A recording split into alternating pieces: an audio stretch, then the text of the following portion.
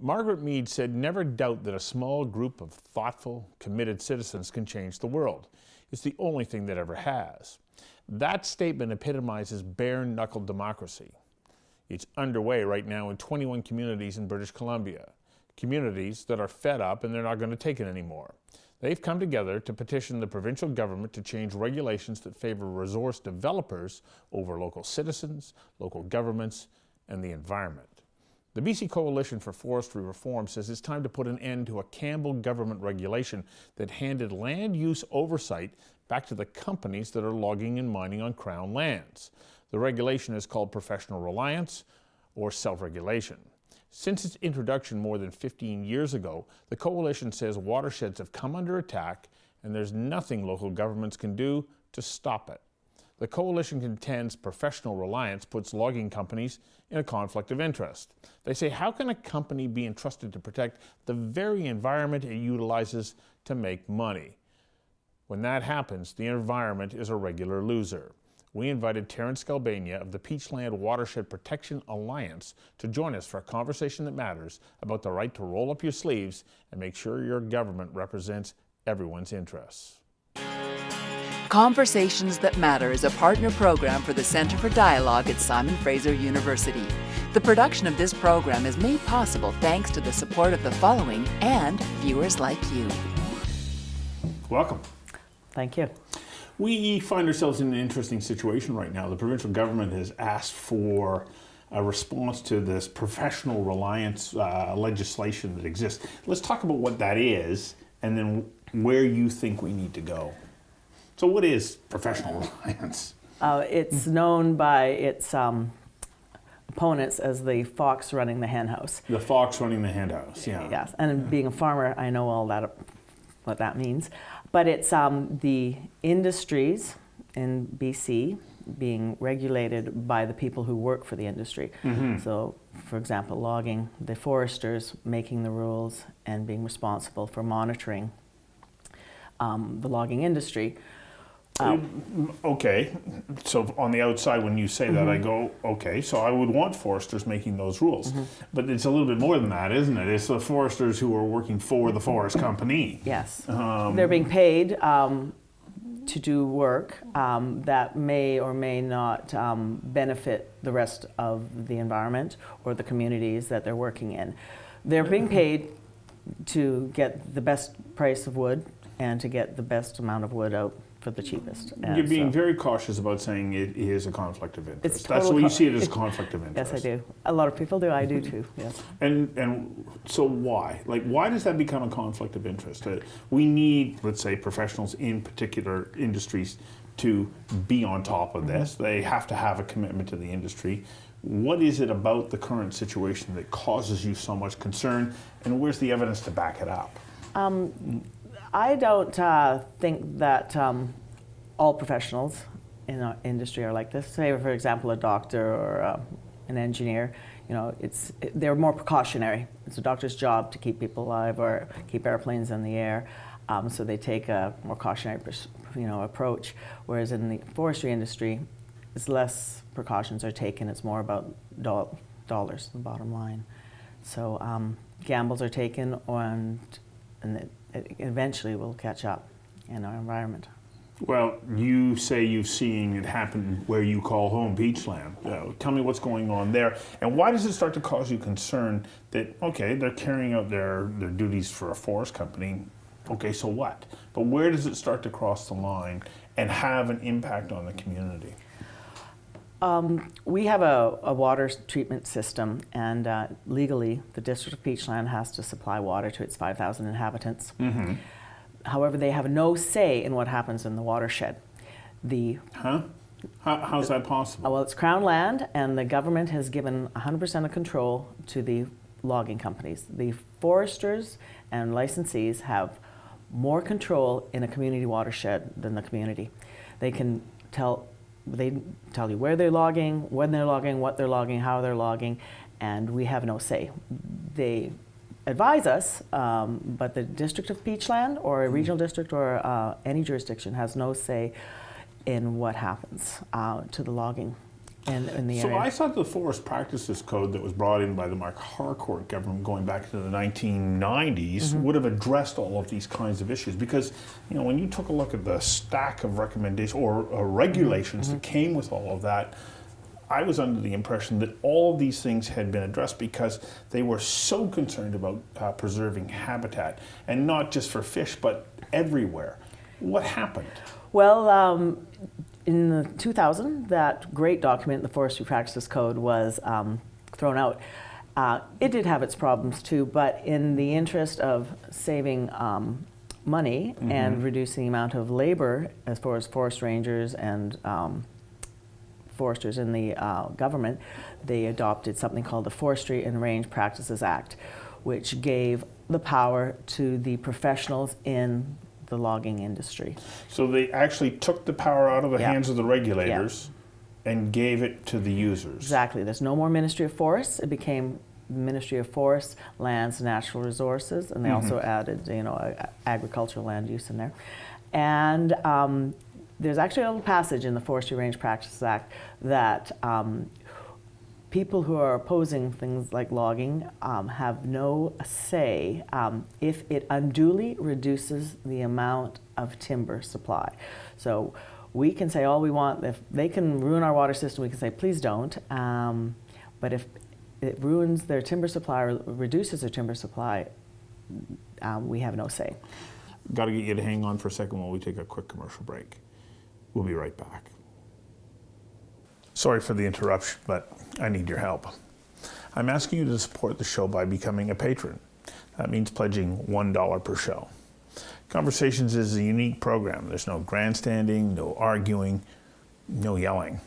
Instead, I sit down with people who have unique insights, specialized knowledge, and experiences that inform and enlighten. And we do this on an incredibly limited budget with a very small crew. Well, this is my office, and it's where I edit the show. And then once it's ready, we give it away. So many different websites around the world are carrying the show, but they get it for free. They don't pay us. So I'm asking you to pledge $1 per show by going to patreon.com/conversations that matter. Thanks. We want to keep producing conversations, and with your help, we can. Now let's get back to the show. Were you paying attention to this as it happened? No, not at first, no. And we're there's 488 community watersheds in British Columbia. So everybody lives in a watershed or an air shed or a soil shed. However, there's more and more, it's ongoing communities having issues with their water system. More and more communities having to build expensive water treatment plants because the effects of logging in their watersheds. So what's happening? You say they're building, roads and they're logging. So what's been the impact on community watersheds? Well, anytime you deforest, whether naturally or through forest fire. Forest fires, for forest fire, bug kill, landslides happen naturally. Those are enough threats. But you bring in logging, clear cuts, and road building. It's the road building especially that impacts watersheds, because all runoff is channeled into ditches and culverts, and that it really accelerates. And then it continues on downhill. Yeah. And we had a ditch in Peachland. It wasn't there last year, but this year it was 2 kilometers long, and you could drive your Jeep through it. Through the ditch? Through the ditch on the side of a road, and where that water came from, we don't know. Where all that soil went, well, it's eventually now in Lake Okanagan, but amazing amount of power behind runoff. When you speak to industry professionals, they'll tell you, well, it was Mother Nature, it was an extreme weather year, weather-related event. But when you speak to other critics, they said it has a lot to do with the accelerated pace of clear-cut logging in the Okanagan, especially in steep, critical watersheds. Like our terrain is really steep already, so we already get natural mudslides. And yes, they have rules in this Forestry Range Practices Act of how much clear cutting can be allowed in certain areas, certain elevations. But again, the professionals are monitoring it are the ones that would benefit from having these clear cut areas. So there's or benefit from not impeding the total amount of wood that's being output. And you know, they all go to university and they're all foresters, but they're taught in this university of a sustainable forestry model. Yeah. Which a lot of critics question as well, because we have yet to clear cut, harvest, replant, and clear cut again. That whole model hasn't happened yet. They've only been clear cutting in the 70s. They've just started reforestation. So these trees that are at the most are 50 years old, at the most, are at 5 to 6 inches to a foot a year of growth. So at the most, they're 50 feet tall. Let's say, for example, in the Okanagan, they grow much slower. In the coast or Vancouver Island, it's a different scenario. So they should have different rules everywhere. So these trees are now, say, 50 feet tall. They should be logged when they're 80 to 100, 120 feet. That's what a good pine tree is. That's what they're looking for. But with other variables like climate change and this extreme weather, who knows if they're going to be getting these trees that are ready to be harvested again. So to call the logging industry sustainable is a guess. You know, I'm a farmer. I know if I plant something and harvest it and replant, it'll take me a whole season of grow to know if that's sustainable, what I'm doing. And they haven't had that yet. They don't know if it's sustainable. There's no scientific data to back this up.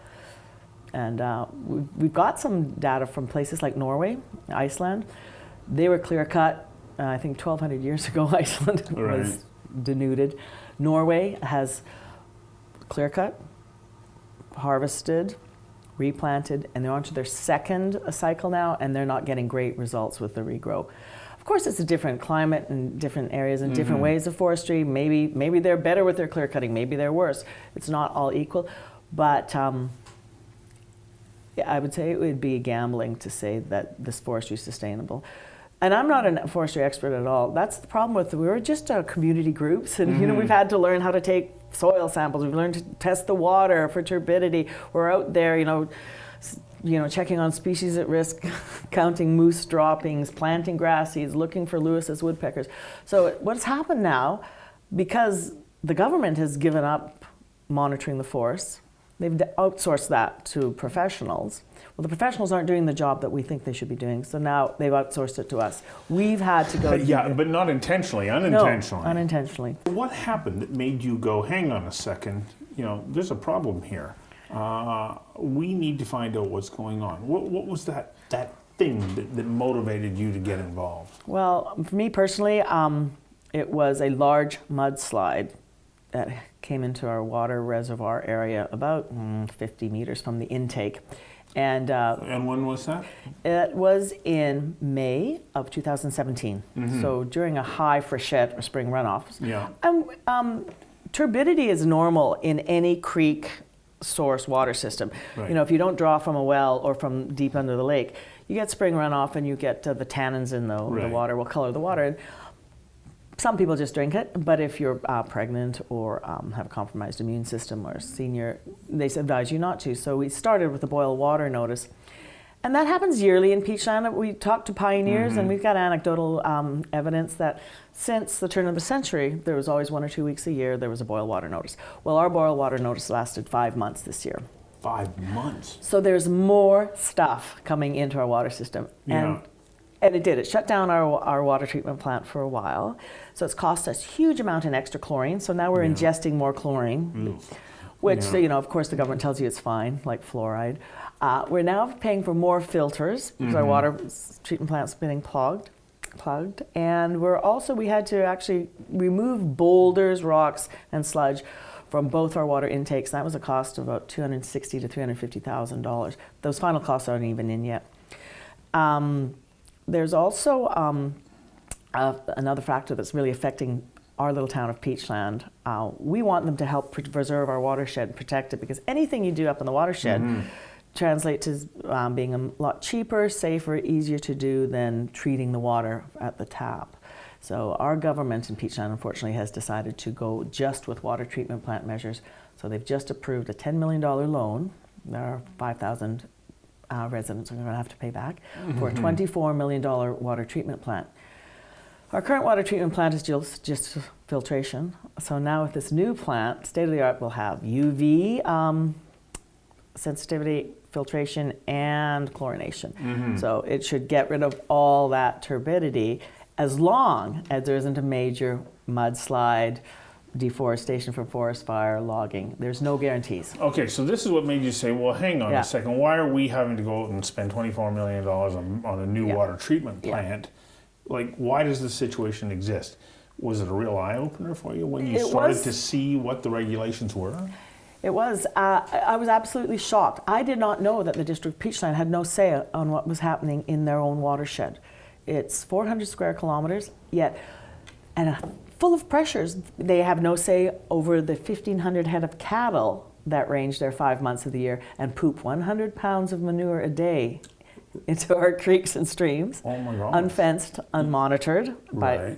Rangers and ranchers are professionals, but no one monitors Well, that. there's an awful lot of waterborne illnesses that can be associated with that. You know, let the beaver and deer be there, but now we have cattle ranging. Again, I'm a farmer, I have cattle, so I would still take 1,500 head of cattle over a clear cut, but we also have recreational use. We have old Brenda Mines legacy. We have, there's 3 kilometers of road in our watershed per every square kilometer. That's a huge, mass amount of crisscrosses through our forests. Those are not paved roads. Those are They're not paved roads. They're gravel roads. Rain on a gravel road might as well be rain on a parking lot. It just, you don't understand it until you go into perspective, like a place like Vancouver. You're not allowed to walk in the watersheds. Never mind logging, cattle ranging, ATV tours.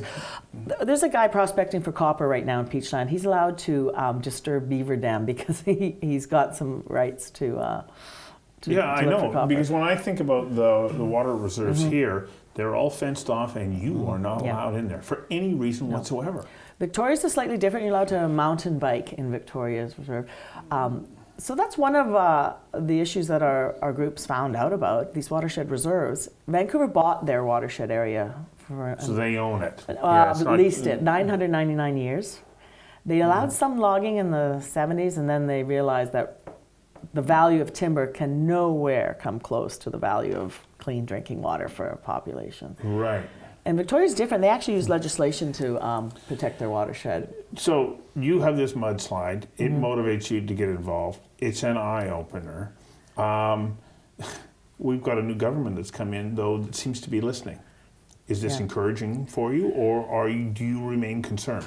We remain concerned. Right after we galvanized after the first mudslide, there was a second mudslide.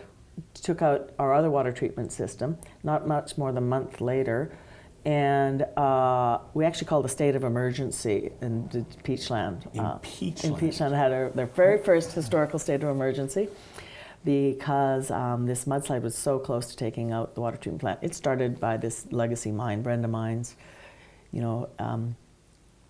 We then had another smaller bunch of mudslides and runoff, and then the whole water situation was overshadowed, though, with the Okanagan Lake flooding. I mean, we had this historical rise of lake water, 7 feet above normal. It's amazing. And everybody was busy bailing out their basements. They didn't really care what was coming out of their taps. So that kind of got quieted down. And however, we were optimistic because every municipality around Lake Okanagan and every regional district banded together, and they approached the government at the time, which was still the Liberals, and asked for a complete review of what caused the flooding. And the response? The study's still not out, but upland logging is one of the factors they're going to look into. Upland logging. Yeah. What does that mean? It means logging above in the watershed. Oh. There's they call it a gentleman's agreement in the Okanagan that forestry companies don't log anything with visual impact. Because they don't want to affect tourism. Don't want to affect tourism and the property values and other things. But there's no trees left in BC. That's what the word is on the street. There's about 10 years, 20 at the most. Even the ministry is saying that. And then the forests are going to be quite quiet. And there'll be a little bit of a lull until these trees that they've planted start to catch up. They said, so that's why they've come down into critical watersheds or logging in communities. Why do you want to have this conversation? Why do you want to make it public at this point? What do you want people to do with this information? Well, it's amazing how I noticed there was a mudslide, and the very next week, one of the licensees, which is a forestry company, we have 4 in Upland Logging, pressure on a watershed, approached the mayor and council saying our forestry stewardship plan has expired. We're writing a new one. We will be relogging in 5 years throughout your watershed. And they just tell them that as a privilege, courtesy. Yeah. And the district peachland can't do anything, and they go ahead. The only thing the district peachland can do is restrict the amount of trucks going down through their roads. But the mills are employers, and you don't really want to Have an create impact on jobs. Right. too much of a kerfuffle. Yeah. So, I immediately went to council and I wrote letters to the editor, and how dare you support logging? And then I find out They that had no choice. they had no choice. My family and other groups that I belong to had been worried about the logging in the on our watershed for a while, because we're all outdoors people. I do backcountry horse riding, and we do cross-country skiing. My husband's a biker and fisherman, and so we've noticed that every year we have to go less far because the further places we went, our ski trails have all now been clear cut. And we even asked the logging companies, can we maintain those trails? They're designated trails. These are trails that are built by federal grant money as make work projects. And they said, no, unless you've actually got designation recreation. They said we couldn't possibly keep every trail that people use in British Columbia. It'd be too expensive. So we started to band together with a bunch of other groups, and about 40 of us started to get together in my living room, and we created this Peachland Watershed Protection Alliance. We're our vision would be a universal understanding of the value of water. Water is more important than other values in our watershed. Right, and so then you learned that you're not alone. There are other groups like this around the province as well. Yeah, our very first town hall meeting, I invited the whole world, and we talked to mayor and council. A fellow showed up from Apex, and he'd been challenged the same way. Apex, not so much as a watershed issue, but a visual impact. All the property owners in Apex rely on tourism, and they clear cut all the vistas around Apex. They have 3 different logging companies. It is well known that every tree in British Columbia is of value and loggable, and they've just announced that every watershed, if done properly, is loggable. So when the provincial government comes along and says, okay, we're going to review this legislation. We were giddy. Yeah. Yeah, but you're cautiously giddy. Otherwise, you wouldn't be having this conversation right now. Well, it's outsourcing. Why do I have to tell them what they already know? Since the 70s, there's reviews, there's forestry practice board complaints, there's compliance and enforcement complaints. They've known all, so they know that there's a problem. They don't need me, a community member, to tell them that there's a problem. Well, I wish you all the best of luck. Oh, thank you for coming in and sharing this, what I consider to be a very important conversation. Good. Thank you very much for the invitation.